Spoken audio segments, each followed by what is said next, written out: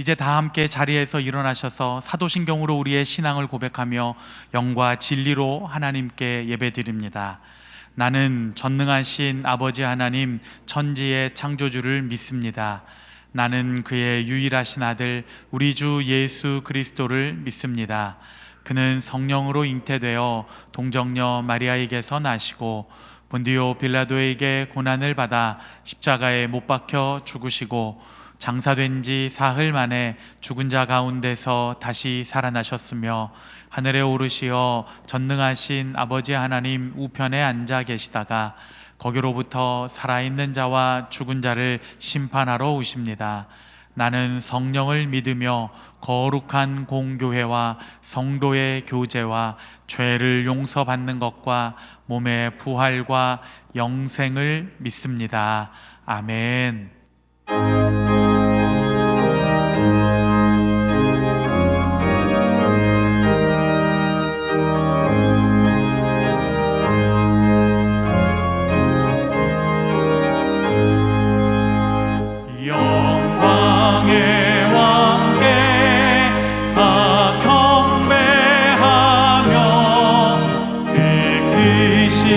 사랑 늘 찬송하라.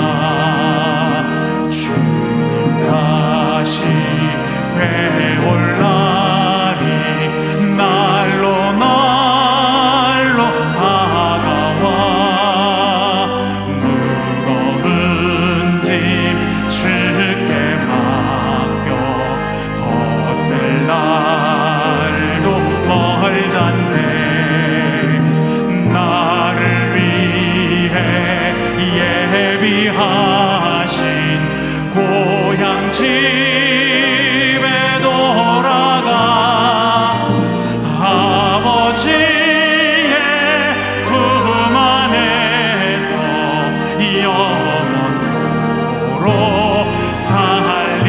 우리 함께 두 손 높이 들고 주님을 찬양합니다. 주님의 높고 위대하심을 내 영혼이 찬양하네. 주님의 높고 위대하심을 내 영혼이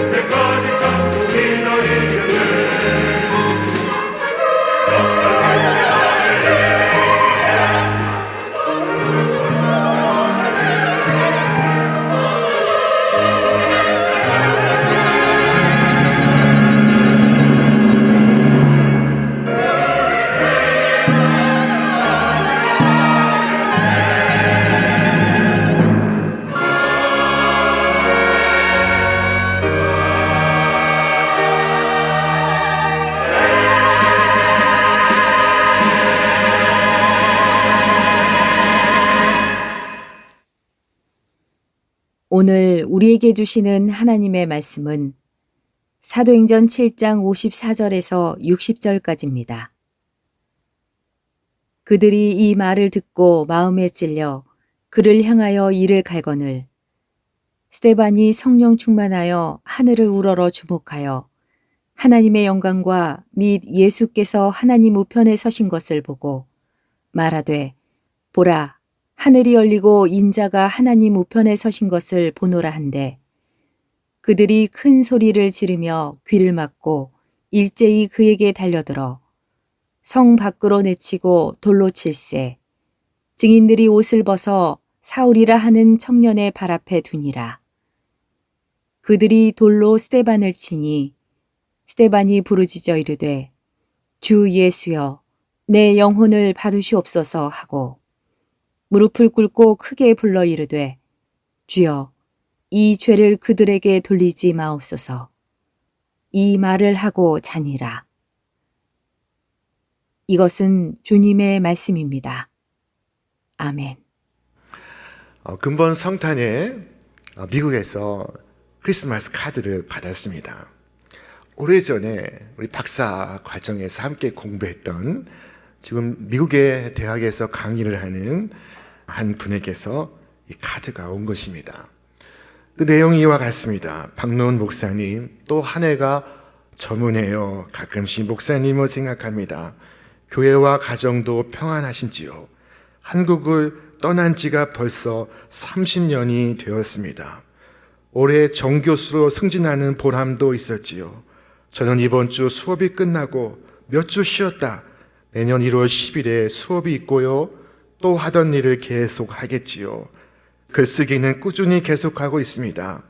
코로나가 빨리 지나가고 모든 것이 정상화되었으면 좋겠네요. 그런 날이 오겠지요. 하고는 자신의 영문 시를 첨부했습니다. 그 시의 내용인 즉슨 삶이 안개와 같고 수증기와 같을지라도 헛되지 않다 하는 자기 고백적인 글이었습니다. 여러분, 인생은 잠시 보이다가 사라져버리는 안개와 같다는 이 사실을 기억하는 것이 우리 모두에게 유익합니다.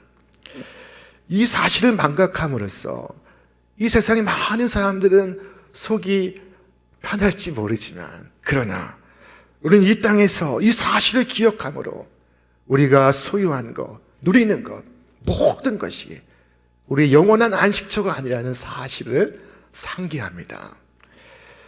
반대로 내가 곤경에 처했고 가난의 짐을 지고 있다 할지라도 그 때문에 크게 슬퍼하지 않을 수 있습니다. 이 가벼운 고난은 잠시뿐이며 이제 우리에게 나타날 영광과 좋게 비교할 수 없다는 것을 우리가 깨닫기 때문입니다. 오늘 본문의 말씀은 스데반의 삶의 마지막 순간을 우리에게 보여주고 있습니다. 그는 기독교 역사상 최초의 순교자입니다. 스데반은 가난한 자들에게 구제를 베푸기 위하여 초대교회 최초로 임명받은 집사였습니다. 그는 임무를 훌륭하게 수행했고 그로 인하여 온 교우가 기뻐했습니다. 사도는 그 덕분에 정말 감당해야 할 사명, 말씀과 기도에 힘쓸 수 있게 되었습니다. 그런 그가 유대인의 최고 법정에 소환되어 있습니다. 대개 복음의 반대자들은 선한 사업에 힘쓰는 성도를 향하여 분노하기 마련입니다. 사도행전 7장에서 스데반은 법정에 서서 최후 증언을 시작합니다. 그는 구약의 역사를 이 한 장에 압축하고 있습니다. 이 한 장으로 요약하면서 주제 의식을 분명히 하고 있습니다. 그것은 순종과 불순종의 역사였습니다. 스데반은 말하기를 하나님께서 요셉을 보내셨으나 그의 형제들이 그를 핍박했으며 하나님께서 모세를 보내셨으나 그의 백성들이 그를 거부했으며 하나님께서 당신의 아들 예수를 보내셨으나 마침내 그들이 예수를 십자가에 못 박아 죽였다라고 말했습니다. 이스라엘 사람들아, 너희가 과거 역사에 불순종한 사람들을 보고 있느냐? 그것이 과거에만 있는 줄 아느냐? 오늘 지금도 계속되고 있다 라고 말했습니다. 그때 그 말을 듣는 유대인들의 반응은 어땠을까? 성경은 말씀하기를 그들이 이 말을 듣고 마음에 찔려 그를 향하여 이를 갈거늘 이라고 말씀합니다. 우리는 여기에서 죄를 지적받을 때 양심의 소리를 외면한 채 회개를 거부하는 인간의 악한 모습을 만날 수가 있습니다. 하나님의 말씀이 그 마음에 분명히 꽂혔는데 그들은 놀랍게도 이를 갈고 있습니다. 사도행전 2장을 보면은 똑같은 맥락에서 베드로가 3,000명의 유대인들 앞에서 설교하는 장면이 있습니다. 자, 여기에서도 이 찔렸다는 단어가 등장합니다. 베드로는 너희가 예수님을 십자가에 못 박았다 라고 설교했습니다. 여러분, 실제로 누가 예수님을 십자가에 못 박았습니까? 로마 병사들입니다. 조금 더 책임을 묻는다면 로마 빌라도 총독입니다. 조금 더 책임을 묻는다면 유대인의 제사장 가야바입니다. 조금 더 책임을 묻는다면 예수님을 배반한 제자 가룟 유다입니다. 그런데 3,000명이 무슨 잘못이 있다고 그들에게 너희가 주 예수를 십자가에 못 박았다 라고 말할 수 있겠습니까? 그때 그들이 뭐라고 반응했을까요? 우리 말씀을 같이 읽겠습니다. 그들이 이 말을 듣고 마음에 찔려 베드로와 다른 사도들에게 물어 이르되 형제들아 우리가 어찌할꼬 하거늘. 자, 말씀이 그들의 마음에 꽂혔을 때 그들은 탄식했습니다. 신음했습니다. 우리가 어찌할꼬. 똑같은 말씀이 선포되었으나 한 무리의 사람들은 이를 갈았고 한 무리의 사람들은 가슴을 열고 있습니다. 이 3,000명의 사람들에게 성령이 임했다고 성경이 말씀하고 있습니다. 여러분, 우리 모두는 이 말씀에 찔리기 위하여 오늘 이 자리에 나온 사람들입니다. 무슨 말씀이든 나를 위한 말씀으로 받기 위해서 이 자리에 섰습니다. 우리는 간혹 목사님의 설교를 듣다가 마음에 찔릴 때가 있습니다. 목사님이 어떻게 내 사정을 아시고 말씀하는 것일까? 누가 내 이야기를 목사님께 고해 바쳤을까? 여러분, 그런 것이 아닙니다. 누가 고해 바쳤겠습니까? 이것은 필경 찔렸다는 이야기입니다. 말씀을 들을 때 우리는 찔립니다. 당연하죠. 찔리기 위하여 하나님 말씀 앞에 서 있는 것입니다. 무슨 말씀을 하시든지 내게 주시는 말씀이요 나를 위한 말씀인 것입니다. 여러분, 성령께서 말씀하실 때 가슴을 여시길 바랍니다. 가슴을 치며 회개할 수 있기를 바랍니다. 겸손하고 온유한 주님의 자녀가 되어서 언제나 주님의 말씀 앞에 무릎 꿇을 수 있기를 바랍니다. 그럴 때 하나님께서 성령을 부으시고 하늘의 큰 은혜를 주실 줄 믿습니다. 그러나 스데반의 설교로 마음에 찔림 받은 사람들은 이를 갈며 스데반을 향하여 돌을 던지고 있지 않습니까? 이제 본문은 돌에 맞아 죽어가는 스데반의 모습을 기록하고 있습니다. 성경은 말씀하기를 그의 얼굴이 천사의 얼굴과 같았다 하고 말씀하고 있습니다. 오늘 본문을 보니 그가 성령 충만하여 하늘을 우러러 보았다고 말씀합니다. 스데반이 성령 충만하여 하늘을 우러러 주목하여 하나님의 영광과 및 예수께서 하나님 우편에 서신 것을 보고. 사도 바울은 골로새서에서 위의 것을 생각하고 땅의 것을 생각지 말라라고 말씀했습니다. 왜 위의 것을 생각하고 땅의 것을 생각지 말라고 하셨을까요?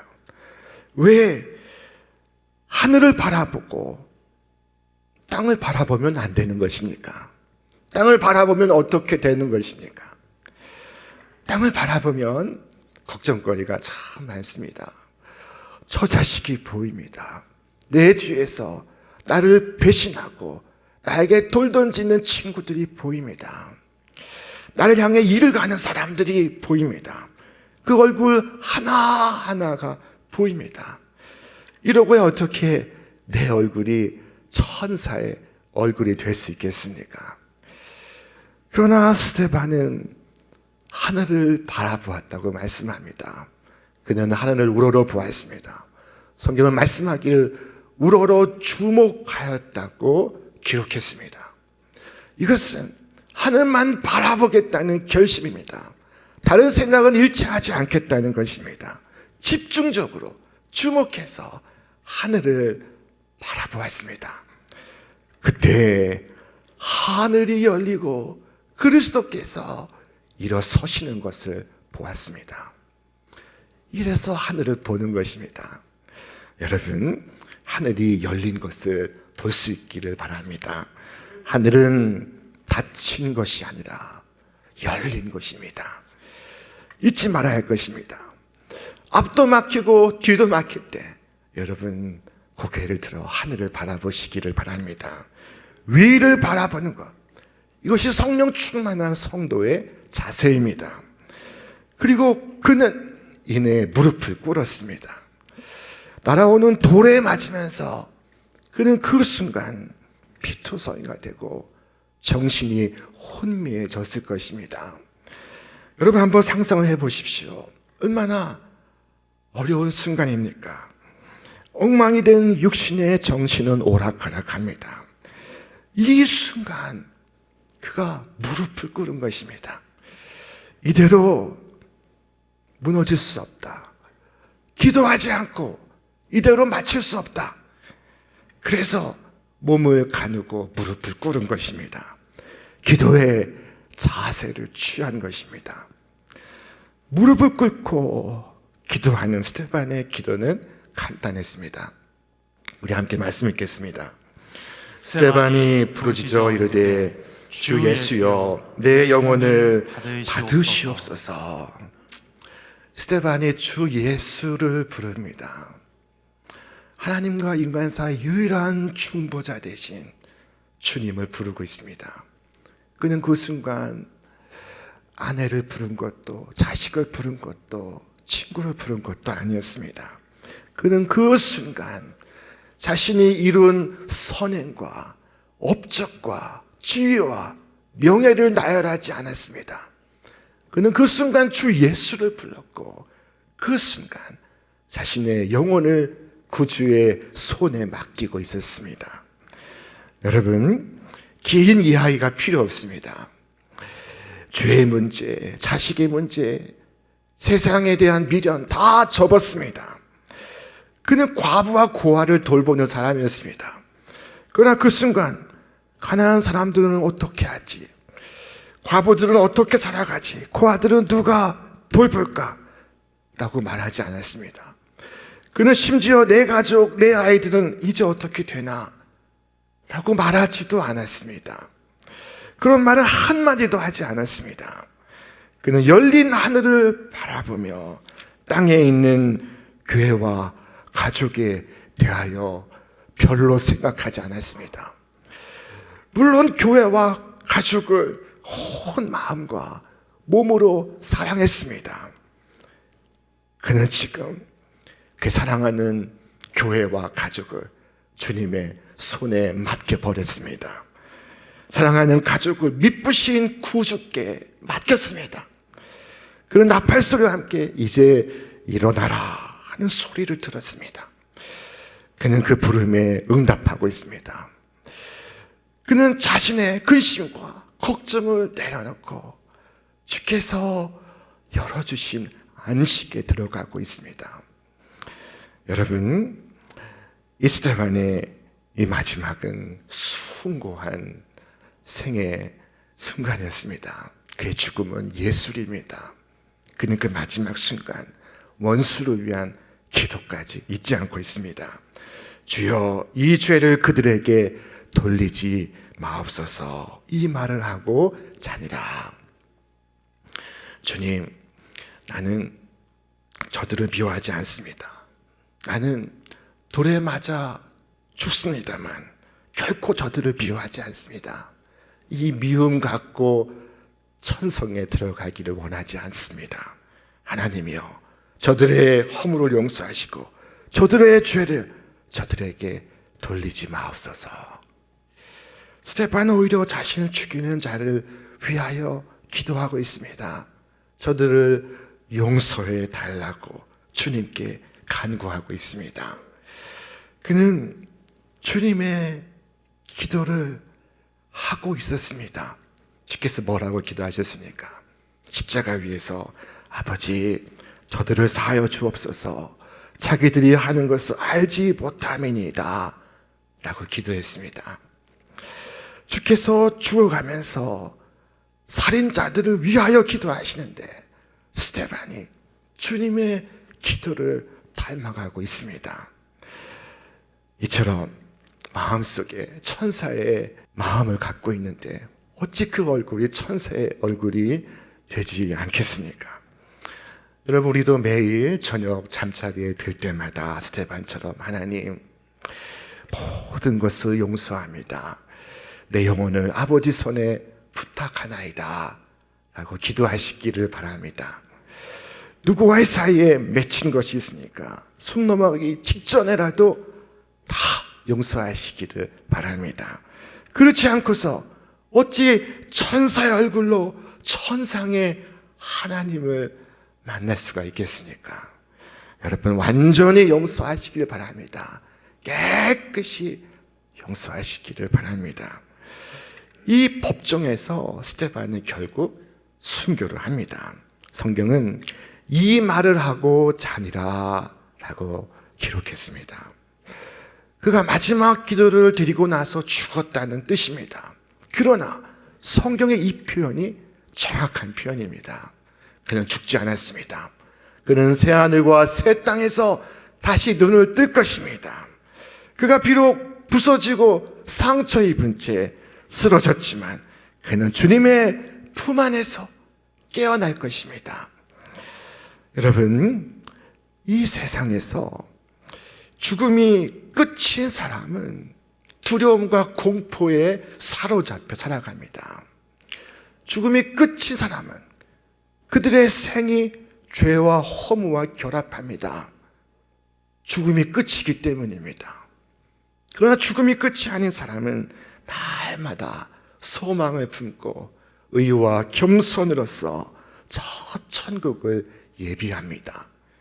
스데반이 숨을 거두는 바로 그 순간 의로우신 주님은 자리에서 일어서시고 계셨습니다. 여러분, 어느 순간에 자리에서 일어섭니까? 귀한 사람이 들어올 때 자리에서 일어서지 않겠습니까? 우리가 이 땅을 떠나는 그 순간 주님께서 앉으셨던 보좌에서 일어나 우리를 맞이하신다면 이보다 더 큰 영광이 어디 있겠습니까? 우리가 이런 사람이 되어야 하지 않겠습니까?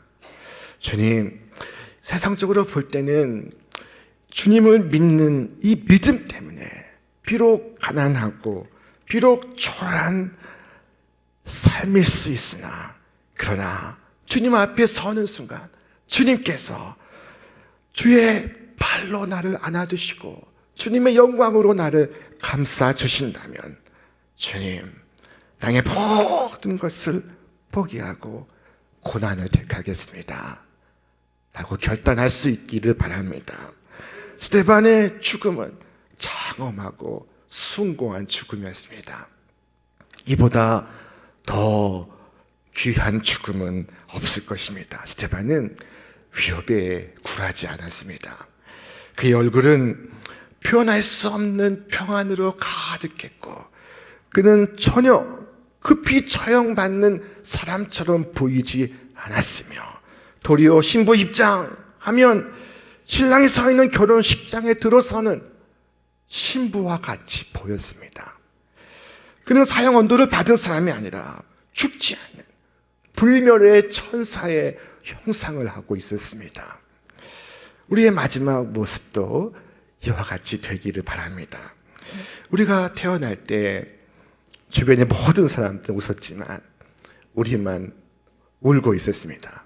그러나 우리가 이 세상을 떠날 때 주변 모든 사람이 울지라도 나 한 사람, 우리 모두는 웃을 수 있기를 바랍니다. 세상을 떠나는 성도가 침상에 있을 때 가족 모두가 시무룩해 하고 슬픔에 잠겨 있을 때 오직 임종하는 그 한 사람만은 차분하고 평안한 모습을 갖는 경우가 있습니다. 이런 경우가 종종 있습니다. 제가 아는 어떤 분은 울며 아버지의 손을 붙잡고 있는 자녀에게 말했습니다. 내 손을 그만둬라. 이제 주님의 손을 붙잡아야 하는데 내 손을 그만두거라 라고 유언하는 것이었습니다. 그의 그 유언이 가족들에게 얼마나 큰 교훈과 감화가 되었는지 모릅니다. 여러분, 바로 내가 그렇게 되어야 하지 않겠습니까? 비행기로 떠날 것을 한 2달 전에 알았지만 떠나기 불과 몇 시간 전에 호들갑을 떠는 사람들이 이 세상에는 있습니다. 아무리 비행기 출발 시간과 출발일을 알고 있을지라도 몇 분 전에 공항에 도착할 수는 없는 것입니다. 그런데 그들은 알람 소리에 벼랑간 일어나 급히 택시를 타고 가까스로 비행기 시간에 맞추어 도착합니다. 마치 할 일이 너무 많아 서두르고 있는 사람처럼 어떤 이들은 죽을 때 이렇게 죽습니다. 게다가 은혜도 부족하여서 마치 불 가운데 구원을 얻는 것처럼 구원을 얻을 뿐입니다. 여러분, 오늘 밤 누워서 나의 죽음에 대해서 한번 생각해 보시기를 바랍니다. 나는 준비되었는가 스스로에게 한번 물어보시기를 바랍니다. 속된 그리스도인들은 죽을 때 꾸려야 할 것이 많습니다. 별세하기 전에 준비할 것이 많습니다. 그러나 참된 성도는 서서 허리를 동이고 있습니다. 떠나야 한다는 것을 알고 있기 때문입니다. 그때가 언제일지 정확히는 알 수 없으나 손에 지팡이를 쥐고 서 있습니다. 신랑이 곧 오실 것이라는 사실을 알기 때문에 등불을 예비하고 있습니다. 이렇게 살다가 죽는 것이 바람직한 것입니다. 성령께서 우리 각 사람을 그렇게 인도하시기를 바랍니다. 그리하여 죽음의 천사가 우리를 불시에 소환하거나 갑자기 데리고 가는 일이 없기를 바랍니다. 준비되어 있으면 저 천성 가는 길이 사모하는 고향 가는 길처럼 느껴질 것입니다. 우리 마지막 순간까지 주님을 섬기다가 주님의 부르심을 받아야 할 줄로 믿습니다. 이를 게을리하고 기회를 허비한 고로 후에 막심한 상태에서 죽는 것은 믿음을 고백하는 성도들에게는 재앙적인 사건입니다.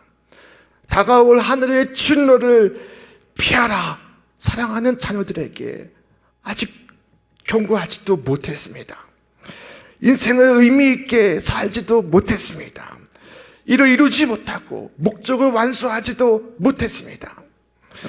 그때 떠나는 것은 얼마나 고통이겠습니까? 이제 더 이상 다른 수고를 전혀 할 필요 없이 모든 수고를 끝낸 후에 우리가 잠드는 것이 우리의 소망스러운 마지막이 되어야 할 줄로 믿습니다. 그런데 어떤 분들은 이 세상 일이 너무 바빠서 정말로 해야 할 일들을 하지 못하고 있습니다. 그렇게 죽게 된다면 여러 가지 하지 못한 일들 때문에 죽기를 싫어할 것입니다. 그때 죽음은 폭력이 되고 공포가 될 것입니다. 죽기 힘들 정도로 그렇게 살지는 않으시기를 바랍니다. 마지막으로 스데반의 이 죽음에서 우리가 중요하게 생각해야 될 대목이 있습니다. 그것은 바로 스데반의 순교의 결과로 사울을 얻은 것입니다. 그리스도인이 되기 전에 먼저 한 사람의 그리스도인을 만난다 하는 말이 있습니다. 그리스도께로 나아가기 전에 먼저 그리스도인을 만나게 된다는 것입니다. 이 사울이라는 사람, 그는 뒤에 바울이 되는데 스데반을 죽이는데 공헌한 사람입니다. 그가 죽이는 일에 가담했습니다. 그러나 그는 스데반이라는 인물을 통해 예수를 만났습니다. 예수의 종교를 접하게 되었습니다. 그때 그는 그토록 밝은 얼굴, 풍성한 믿음, 그 은혜로운 모습을 결코 잊을 수 없었습니다. 죄인이라고 생각하여 돌로 쳐 죽이는데 죄인의 얼굴이 천사의 얼굴로 화하고 있습니다. 어떻게 이럴 수 있는가 의문이 이 바울의 가슴에 새겨졌습니다. 그렇게 스데반은 죽었으나 사도 바울의 가슴 속에 태어나고 있었습니다. 우리의 죽음이 큰 인물이 나게 하는 그런 죽음이라면 죽음마저도 얼마나 보람된 것이겠습니까? 우리의 죽음마저 쓰임받을 수 있다면 얼마나 복된 죽음이겠습니까? 나의 별세가 나의 자녀로 하여금 하나님을 만날 수 있게 한다면 얼마나 복된 마지막이겠습니까? 참으로 스데반은 헛되이 죽지 않았습니다. 자기보다 더 위대한 복음 전도자를 남겨놓고 대신 죽은 것입니다. 여러분, 어떻게 살고 싶습니까? 아니, 어떻게 죽고 싶습니까? 스데반의 이 장엄하고도 숭고한 죽음을 보십시오. 천사의 얼굴을 하고 주님의 영접을 받는 그의 모습을 보십시오. 그에게 놀라운 소망과 하늘의 영광이 임하고 있습니다. 우리는 올 한 해를 보내고 새로운 한 해를 맞이하는 순간에 섰습니다. 옛 세상을 버리고 새 세상을 맞이하는 순간에 직면해 있습니다. 여러분, 이 한 해의 끝자락에 서서 하늘을 우러러 주님을 바라볼 수 있기를 바랍니다. 그리고 나를 온전히 주님의 손에 위탁해 버리시길 바랍니다. 그래서 근심도 버리고 걱정도 버리고 미움도 칭호도 내려놓으시기를 바랍니다. 그리하여 천사의 얼굴로 이 한 해의 마지막에 설 수 있기를 바랍니다. 그 얼굴이 올 한 해의 여러 어려움과 시련을 이겨낸 우리 성도의 얼굴이 되기를 바랍니다. 이 한 해의 마지막 순간 스데반의 순교를 통해서 저 영원한 생명, 영원한 진리, 영원한 세계를 바라보게 하시니 감사합니다. 여러분, 2021년을 지나 2022년을 향하여 그 믿음과 소망과 사랑을 가슴에 품고 담대히 순례의 길을 걸어가시는 여러분과 제가 되시기를 주님의 이름으로 축원합니다. 축원합니다. 이제는 우리 주 예수 그리스도의 은혜와 하나님의 사랑과 성령의 교통하심이 영원한 생명, 영원한 진리, 영원한 세계를 바라보며 오늘 믿음의 순례길을 걸어가는 우리 모든 믿음의 성도들 위해 저들의 이 땅 위의 생애와 하늘의 소명 위에 이제로부터 영원토록 함께 없시기를 간절히 축원하옵나이다. 아멘.